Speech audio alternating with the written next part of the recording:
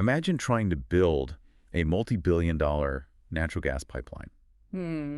Um, we are talking about an engineering marvel long enough to stretch entirely across the United States. Right, which is just a staggering logistical challenge on its own. Exactly. Now imagine having to lay that incredibly vulnerable steel infrastructure directly through, well, one of the most active, volatile terror landscapes on Earth. Yeah, it sounds almost impossible. It really does. Yeah. Today, we are looking at how Europe's desperate energy crisis is colliding head-on with West African insurgencies.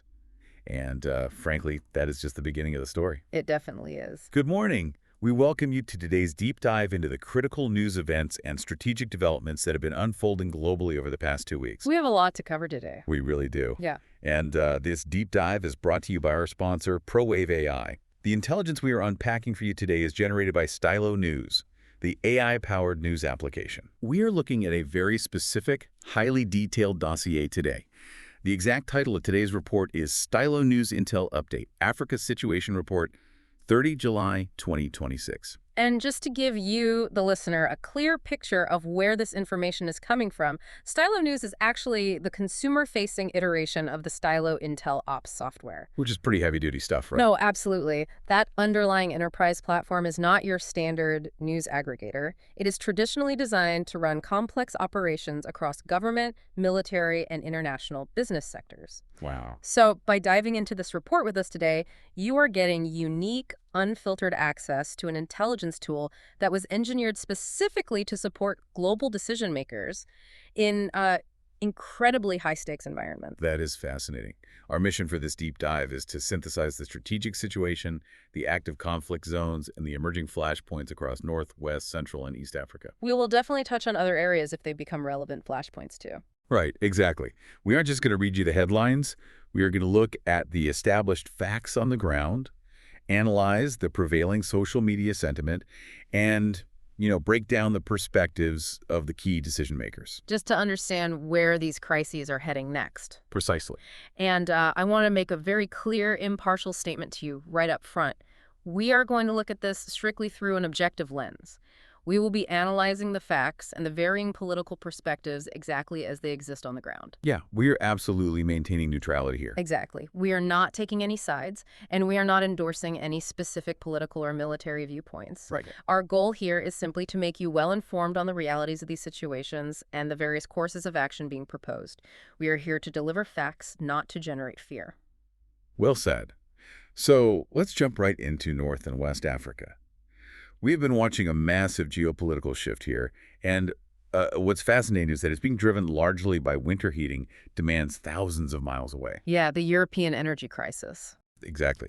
Europe's ongoing energy crisis has practically forced the revival of a staggering infrastructure initiative. It's called the Trans-Saharan Gas Pipeline, or TSGP. Right. Construction has just started in Algeria on this 4,128-kilometer project. Which is just massive. It's unbelievable. The goal is to take the vast, untapped natural gas fields of Nigeria, route the pipeline straight north through the nation of Niger, and connect it to Algeria's Mediterranean export terminals. And if they can actually pull this off, they aim to pump up to 30 billion cubic meters of natural gas into the European Union every single year. 30 billion. What? Yeah, it is a staggering undertaking. And the perspectives of the decision makers involved reveal a highly complex web of motivations. You really have to look at what each player stands to gain here. Walk us through that. What does Algeria get out of this? Well, the Algerian government wants to cement its status as Africa's undisputed leading gas producer, and basically become the indispensable energy bridge to Europe. Makes sense. What about Niger? Then you have Niger. They are currently operating under a military administration following their recent political upheaval, and their economy is heavily sanctioned right now. So they need the cash. Exactly. They desperately need the transit fees and the infrastructure investment this pipeline brings just to keep their state solvent. Right. And Nigeria. Nigeria sits on Africa's largest undeveloped gas reserves, but they lack the infrastructure to monetize them globally. I mean, they need export diversification badly. Got it. And above all of them sits the European Union, which is absolutely desperate for secure, land-based energy alternatives to replace Russian gas. and to bypass those increasingly disrupted maritime shipping routes in the Middle East, right? Exactly. Oh, and meanwhile, it's worth noting that Morocco is actively pursuing a competing $25 billion Atlantic pipeline. So there's a lot of regional competition. Okay, let's unpack this, because on paper, that all makes complete economic sense. Yeah. But if we look at the actual map, they are essentially trying to take a massive economic artery and surgically implant it right through a geopolitical minefield. That is a very accurate way to describe it. I mean, building this pipeline is less like a standard construction job and more like trying to run a massive extension cord through a room full of people fighting with scissors. Yeah, the security risks are astronomical. Exactly. Every single inch of progress has to be heavily militarized. So, given the intelligence we have on the current security climate in the Sahel, how can a multi-billion-dollar infrastructure project of this scale realistically survive? That's a great question. I mean, how do you even insure a project like that, let alone build it, without it getting blown up on day one? Well, your skepticism is entirely warranted. And that threat landscape is precisely the primary concern for international security analysts right now. What are the main threats?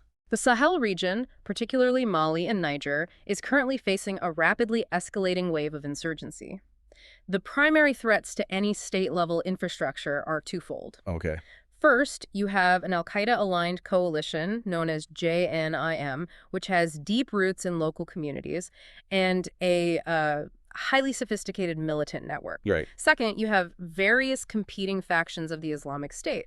Recent tactical reporting from Stylo News indicates intense daily clashes between JNI militants and Malian state forces. And those state forces have new backing now, don't they? They do. What complicates this further is that these state forces are now being heavily supported by Russian mercenaries from the AFRICOM, particularly in central regions like Neono. Which changes the dynamic entirely. Absolutely. The instability has reached such a critical threshold that the United States administration is currently weighing the authorization of direct military airstrikes against al-Qaeda affiliates in Mali. To prevent total regional collapse. Yeah. And what's wild to me is that this extreme security crisis is happening at the exact same time as a complete diplomatic restructuring in West Africa. Yeah, the geopolitical ground is shifting beneath their feet. The traditional alliances that have governed the region for decades are practically evaporating overnight. Exactly. We are observing the rapid consolidation of the Alliance of Sahel States, or the AES. Right, which is Mali, Burkina Faso, and Niger. Correct.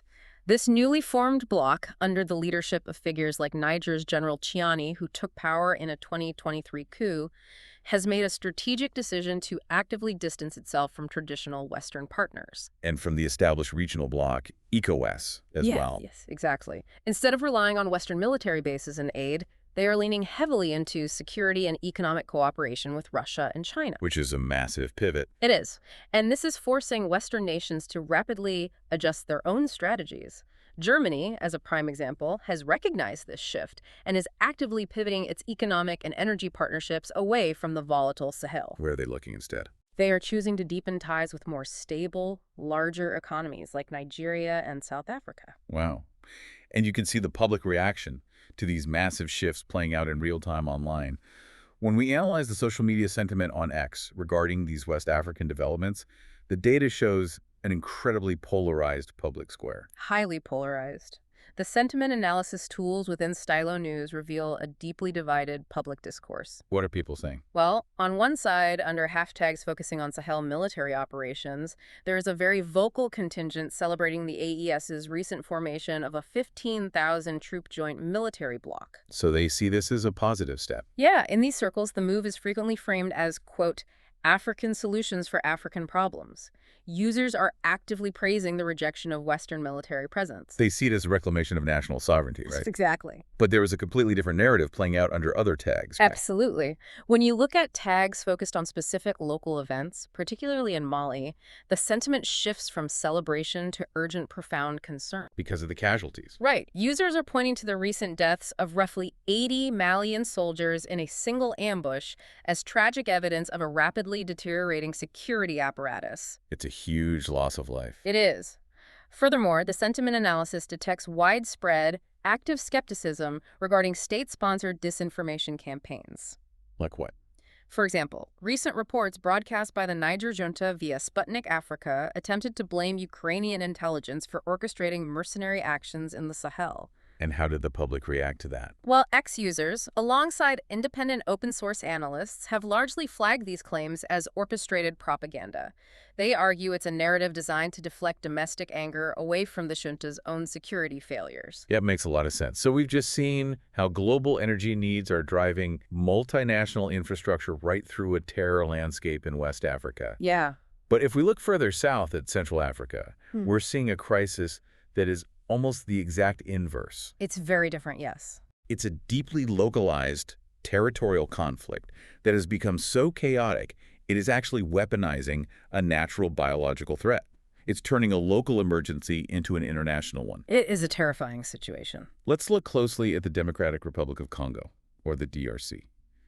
The landscape in the eastern part of this country is a dizzying mix of state and non-state actors, but you really only need to understand three key players to grasp the conflict. Correct. First, you have the Allied Democratic Forces, or the ADF. Right. This is a brutal terror group formerly associated with the Islamic State, and they are known for mass casualty attacks on civilian villages. And the second player. Second, you have the M23. This is a highly organized, heavily armed insurgent force that is currently holding significant amounts of Congolese territory. They operate much more like a conventional army than a standard rebel group. Okay, and the third. Finally, you have the FDLR, which is an armed group primarily composed of ethnic Hutus.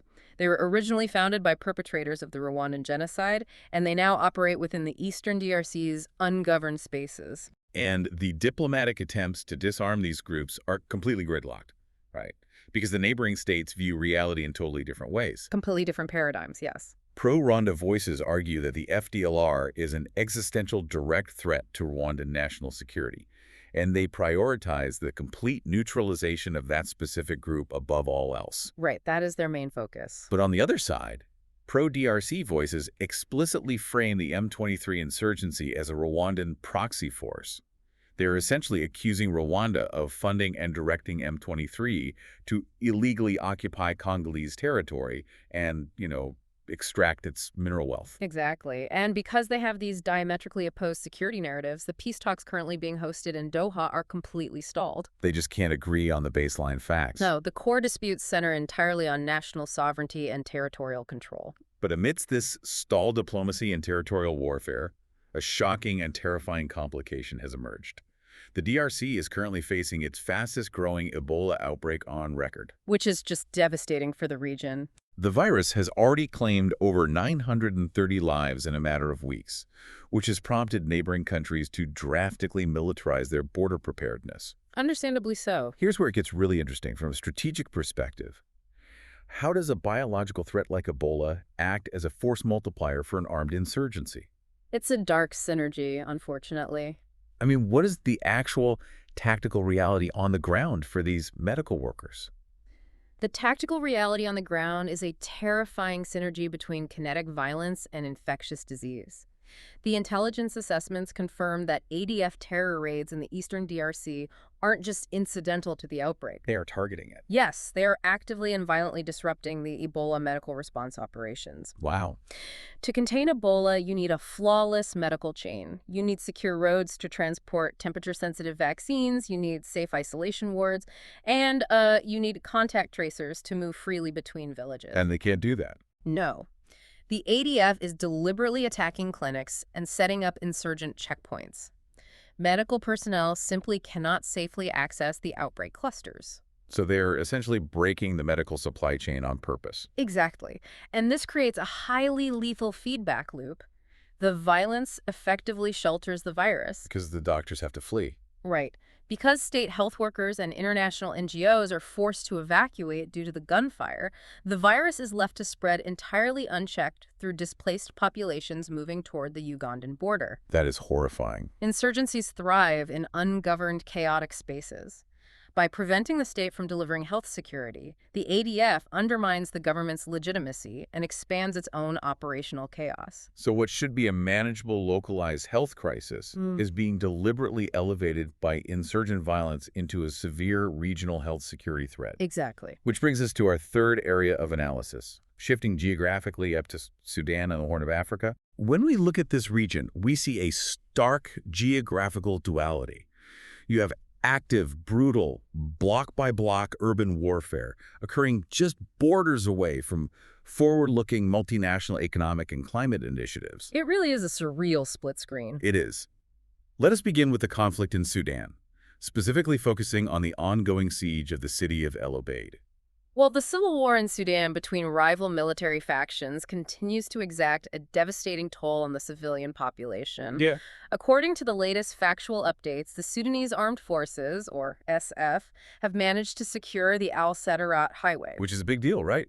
It's a critical tactical maneuver because keeping that asphalt open is the only thing preventing a total starvation siege of El Obeid. Wow. However, in response to losing ground control of that supply route, the opposing Rapid Support Forces, or RSF, have drastically escalated their use of drone strikes against the city center. Drones drastically change the nature of a siege, don't they? They do, because they offer a relatively cheap, asymmetric way to strike deep into urban territory without risking ground troops in street-to-street combat. And the civilians are caught in the middle. The humanitarian situation inside El Obeid is dire. Hundreds of thousands of civilians are currently trapped within the urban center. It's just a nightmare scenario. Reports indicate that combatants are actively utilizing these civilian populations as human shields.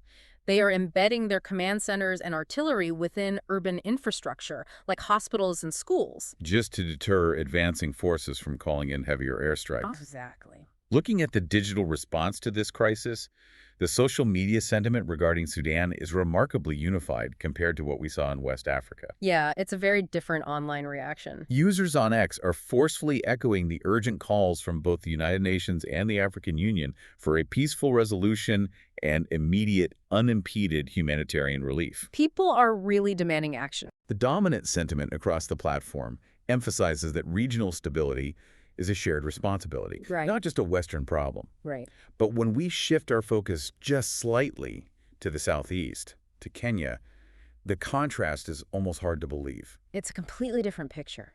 Kenya is currently acting as a regional anchor of stability and forward-looking progress.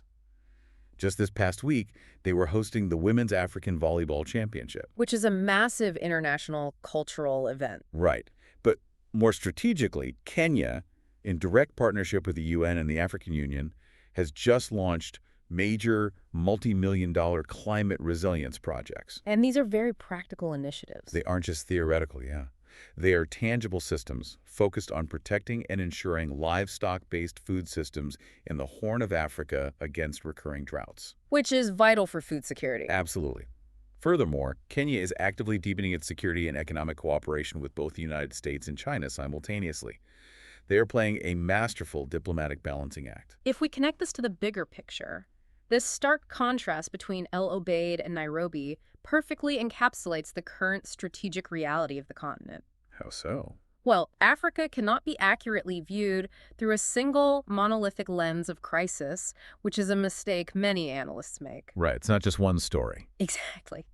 The intelligence we've parsed today proves that the region is simultaneously managing acute, devastating warfare in places like Sudan and the Sahel, while concurrently building long-term multinational resilience. They are building advanced infrastructure and sophisticated diplomatic partnerships in places like Kenya and along the Mediterranean coast. Both realities exist at the exact same time. That is a crucial point to remember.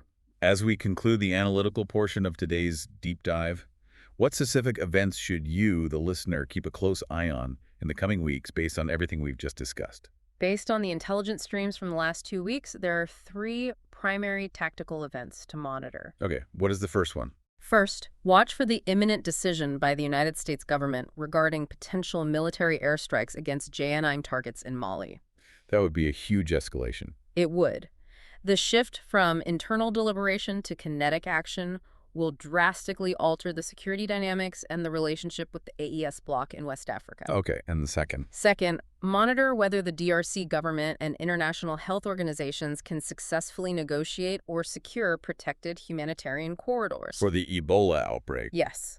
The ability to facilitate the Ebola medical response amidst ongoing ADF violence will determine if this virus stays local or goes regional. That is definitely one to watch. And the third event? Finally, we must watch for verifiable operational progress on the Algerian-Niger segment of the Trans-Saharan gas pipeline. Right, the mega project. Exactly. The true test of this project won't be the funding. It will be its ability to actually lay pipe and protect engineers despite the severe instability of the Sahel. So what does this all mean? We have covered a tremendous scale of intelligence today. We really have. We have moved from the logistics of constructing a 4,000-kilometer energy mega-project meant to heat European homes to the complex realities of health and security crises synergizing in the Congo.